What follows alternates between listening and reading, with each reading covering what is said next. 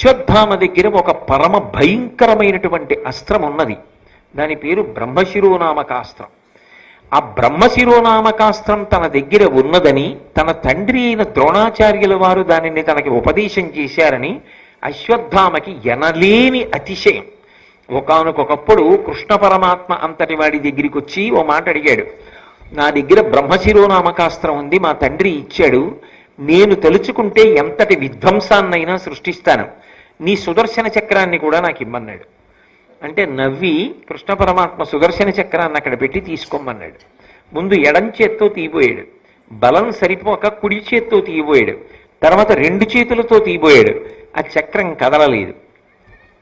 సరే, కొన్ని కానుకలు ఇచ్చి బహుమతులు ఇచ్చి ఇవి నువ్వు పట్టుకెళ్ళగలిగినటువంటి ఆయుధములు కావు, వెళ్ళమని పంపించేశాడు అశ్వత్థామని.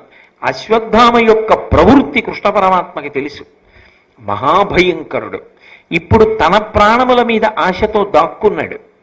కానీ భీముడు వెళ్ళి వెతికి పట్టుకుంటాడు. పట్టుకోగానే అపాండవం చెయ్యాలన్న కక్షతో ఉన్నాడు కదూ, నిన్న రాత్రి పాండవులు దొరకలేదు. ఇవాళ భీముడు కనపడగానే ఏ ఒకరు మరణించినా మిగిలిన వాళ్ళు బ్రతకరు. అందుకని భీముడు కనపడగానే అపాండవం కావాలి, పాండవులు ఉండకూడదు అని సంకల్పం చేసి అస్త్రప్రయోగం చేస్తాడు. అస్త్రములు ప్రయోగం చేస్తే ఎదురుగుండానే ఉండక్కర్లేదు, ఎక్కడ ఉన్నా వెతికి పట్టుకుంటుంది అస్త్రం. అందున అది బ్రహ్మశిరోనామకాస్త్రం, అత్యంత శక్తివంతమైన అస్త్రం. కాబట్టి అస్త్రప్రయోగం చేస్తాడు. కాబట్టి భీముడు ఒక్కడు వెళ్ళడం మంచిది కాదు, ఇప్పుడే బయలుదేరిపోయాడు. కాబట్టి అర్జున, మనం కూడా బయలుదేరదామని కృష్ణ పరమాత్మ అర్జునుణ్ణి ధర్మరాజుని కూడా తీసుకొని సాత్యకిని సహదేవుణ్ణి అక్కడ శిబిరాలకి రక్షణగా ఉంచి బయలుదేరి వెళ్ళాడు. కురుక్షేత్ర సంగ్రామ భూమి దగ్గరికి వెళ్ళి అక్కడ ఉన్నటువంటి పౌరుల్ని అడిగారు, అశ్వత్థామ ఇటుగా వచ్చాడా అని. అశ్వత్థామ, కృపాచార్యుడు, కృతవర్మ కూడా వచ్చారు. మిగిలిన ఇద్దరు చెరొక వైపు వెళ్ళిపోయారు. ఒక్క అశ్వత్థామ మాత్రం వ్యాసాశ్రమం వైపుకి వెళ్ళారు అన్నారు. వ్యాసాశ్రమం దగ్గరికి వెళ్ళేటప్పటికి నక్షత్రములతో కూడుకున్నటువంటి చంద్రుడు ఎలా ఉంటాడో అలా అనేక మంది విద్వాంసుల యొక్క సమూహం మధ్యలో వ్యాసుడు తపస్సు చేసుకుంటూ ఉన్నాడు. ఆ ఆశ్రమానికి కొంచెం దూరంలో అశ్వత్థామ తపస్సునందు కూర్చున్నవాడిలా తపస్సు చేస్తూ కూర్చున్నాడు. నిన్న రాత్రి ఎంత క్రౌర్యం, ఇవాళ ఏ స్థితి, ఏమైనా అర్థం ఉందా? పోనీ ఇది మనసులో మార్పు వచ్చి జరిగిందనుకోండి, పరమాత్మ కూడా ఆదరిస్తాడు. ఏదో తప్పు చేస్తే చేశాడు, కానీ చాలా పెద్ద మార్పు వచ్చింది అనుకుంటాడు. నిజానికి లోపల మార్పు రాలేదు, అలా కూర్చున్నాడంతే, అదో కపట వేషం. అంతకన్నా అనడానికి ఆస్కారం ఉండదు. తపస్సులో కూర్చున్నవాడిలా కూర్చునున్నాడు. ఇవన్నీ మనం జాగ్రత్తగా పరిశీలనం చేసుకుంటే మన జీవితంలో మనం అటువంటి పనుల జోలికి వెళ్లకుండా, క్రౌర్యమునకు వశపడకుండా బ్రతకవలసినటువంటి అవసరాన్ని చెప్తాయి.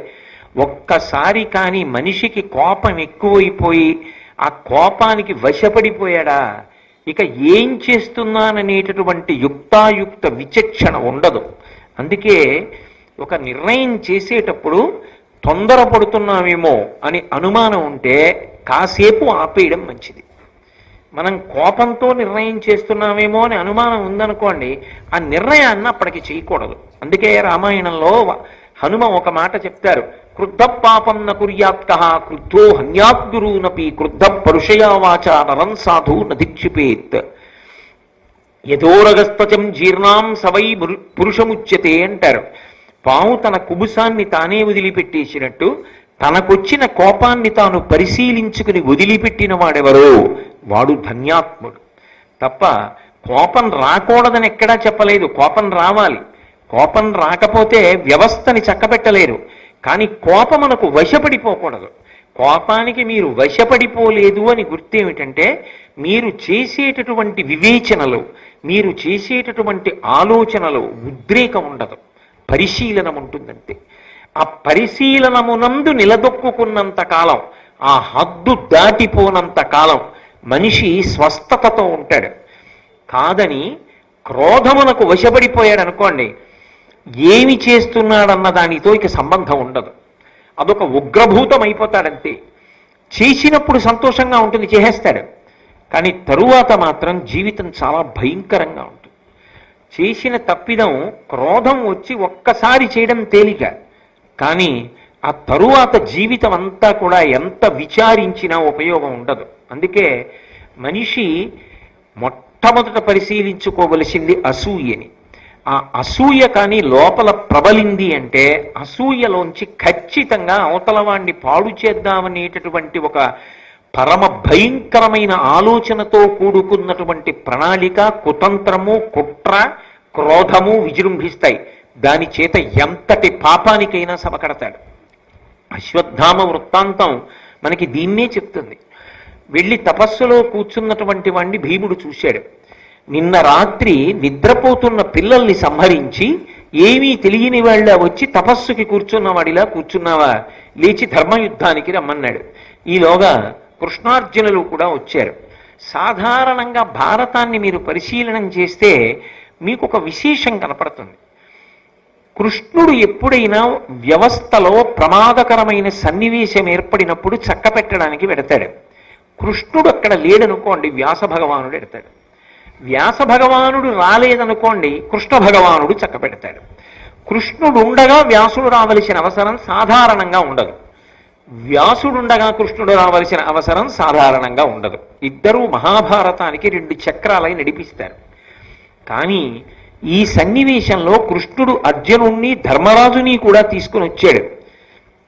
వెంటనే అశ్వత్థామ ఉత్తర క్షణం లేస్తూ మళ్ళీ క్రోధం విజృంభించింది. నన్నేం చేసేస్తారో అన్న బాధలో ఒక క్షణం ఆలోచించకుండా, కనీసం అవతల వాళ్ళు మాట్లాడే అవకాశం ఇవ్వకుండా అపాండవమగుగాక అని సంకల్పం చేసి బ్రహ్మశిరోనామకాస్త్రాన్ని విడిచిపెట్టేశాడు. అస్త్రాన్ని విడిచిపెట్టడానికి పక్కన ఆయుధం ఉండక్కర్లేదు. అస్త్రము అంటే మంత్రశక్తితో పనిచేస్తుంది. రామాయణంలో ఓ గడ్డిపరక మీద బ్రహ్మాస్త్రాన్ని సంధిస్తాడు రామచంద్రమూర్తి. అలాగే అశ్వత్థామ కూడా ఒక రెల్లుగడ్డి పరక మీద బ్రహ్మశిరోనామకాస్త్రాన్ని అభిమంత్రించి విడిచిపెట్టాడు. ఆ అస్త్రం భయంకరమైనటువంటి స్వరూపంతో అర్జునుడి మీదకి వెళ్ళిపోతోంది. అంటే పాండవులందరినీ తెగటార్చేస్తుంది. పాండవులు ఏమిటి? పాండవ సంతతి అన్నది ఇక భూమి మీద ఉండదు. అపాండవం, పాండవుల నలుసు అన్నది ఉండడానికి వీల్లేదు. మరి కౌరవులందరూ వెళ్ళిపోయారుగా, అది కక్ష ఆయనకి. అపాండవం అయిపోవాలని వేసేశాడు బ్రహ్మశిరోనామకాస్త్రం. వెంటనే కృష్ణ పరమాత్మ చూసి అన్నాడు, అర్జున, ఇది పరమ భయంకరమైనటువంటి అస్త్రం. మీ అన్నదమ్ములు 5గురిని కూడా తుదముట్టించేస్తుంది. అక్కడతో ఆగదు. పాండవ సంతతి కూడా మిగలదు. కాబట్టి వెంటనే ఈ అస్త్రాన్ని నువ్వు నిరోధించాలి అంటే వేరొక అస్త్రం పనిచేయదు. నువ్వు కూడా బ్రహ్మశిరోనామకాస్త్రాన్ని ప్రయోగించాలి. అటువంటి అస్త్రం ఒక్కటి వేస్తేనే యావత్ భూమి తల్లడిల్లిపోతుంది. మనం ఈ మధ్య కాలంలో 1942లో జరిగిన 2వ ప్రపంచ యుద్ధ కాలంలో ఉపయోగించబడినటువంటి అనేకమైన మారణాస్త్రముల గురించి వింటే 1942లో జపాన్లో ఉన్న హిరోషిమా నాగసాకీల మీద వేసినటువంటి అణుబాంబు యొక్క ప్రభావం ఇప్పటికీ పోక అక్కడ అంగవైకల్యంతో రోగాలతోటి జనులు ఉద్భవిస్తారు అంటే, అక్కడ పుడుతూ ఉంటారు అంటే, ఈ కాలంలో శాస్త్రవేత్తలు కనిపెట్టినటువంటి అనేక రకములైన మారణాయుధాలే అంత శక్తివంతములై ఉంటే ఇక మంత్రపూరితములైనటువంటి అస్త్రములు ఎంత శక్తిని ప్రభవింపచేస్తాయి? భూమి తల్లడిల్లిపోయి పర్వతములు గూర్నిల్లి సముద్రములు తిరుగుడు పడిపోతాయి ఒక బ్రహ్మశిరోనామకాస్త్ర ప్రయోగానికి. అటువంటిది అశ్వత్థామ ప్రయోగించాడు కాబట్టి కృష్ణుడు అర్జునుడిని ప్రయోగించమన్నాడు. ఇప్పుడు 2 బ్రహ్మశిరోనామకాస్త్రములు ఒకదానినొకటి ఢీకొనాలి. వెంటనే కృష్ణ పరమాత్మ చెప్పాడంటే శాసనం అర్జునుడికి. రథం దిగి తన గురువు అయినటువంటి ద్రోణాచార్యుల వారికి నమస్కారం చేశాడు. అస్త్రముల యొక్క మంత్రములకు అధిదేవతలైనటువంటి వారందరినీ స్మరించి వారికి నమస్కారం చేశాడు. మా పాండవులందరికీ కూడా క్షేమమగుగాక, మా అన్నదమ్ములు 5గురు కూడా కుశలముగా ఉండెదరుగాక అని సంకల్పం చేసి తాను కూడా బ్రహ్మశిరోనామకాస్త్రాన్ని విడిచిపెట్టాడు. ఇప్పుడు ఎంత విచిత్రమైన పరిస్థితి ఏర్పడిందంటే, కృష్ణుడు ఉండగా ప్రళయకాలం ఏర్పడినంత భయంకరమైన పరిస్థితి ఏర్పడింది. ఎందువల్ల? ఒక్క వ్యక్తి తొందరపాటు, ఒక్క వ్యక్తి యొక్క క్రోధం, ఒక్క వ్యక్తి యొక్క వ్యగ్రత. కృష్ణ పరమాత్మ అంతటి వాడు కూడా నువ్వు అస్త్రప్రయోగం చెయ్యకు అని చెప్పడానికి అవకాశం లేదు. పాండవుల్ని కాపాడాలి, ధర్మాత్ములు పోతే. అలాగని చెప్తే వింటాడా అశ్వత్థామ? వద్దురా, నీ అస్త్రాన్ని ప్రయోగించకు అని చెప్పడానికి అవకాశం లేకుండా వదిలిపెట్టేశాడు. ఇప్పుడు దాన్ని ఉపసంహారం చేస్తాడా? చెయ్యడు. ఎందుకు చెయ్యడు అంటే రెండు కారణాలు ఉన్నాయి. బ్రహ్మశిరోనామకాస్త్రం లాంటి అస్త్రాన్ని ఒకడు ప్రయోగించి వేడొకడి అస్త్రము వలన ఆగిపోతే యువతల వాడి యొక్క తలకాయ బద్దలైపోతుంది. ఎవడు అస్త్రాన్ని ప్రయోగించాడో వాడే వెనక్కి తీసినా కూడా వాడి తల పగిలిపోతుంది. అసలు మానవుల మీద అస్త్రాన్ని ప్రయోగించకూడదు. అది అంత శక్తివంతమైన అస్త్రం. తండ్రి ద్రోణుడి దగ్గర అస్త్రాన్ని పొందాడు. పొందినవాడు యుక్తాయుక్త విచక్షణతో దాన్ని ఎప్పుడు పొందవచ్చు అన్నది ఆలోచించాడా? మీరు జాగ్రత్తగా పరిశీలనం చేస్తే ఒక్క విషయం మీకు అర్థం అవుతుంది. అన్నిటికన్నా చాలా అవసరం ఏమిటో తెలుసా? నిగ్రహ శక్తి. నిగ్రహం అనేటటువంటిది లేకపోతే మీ చేతికి అందినటువంటి ఎంత చిన్న ఉపకరణమైనా మీకు సమాజమునకు కూడా ప్రమాదహేతువే.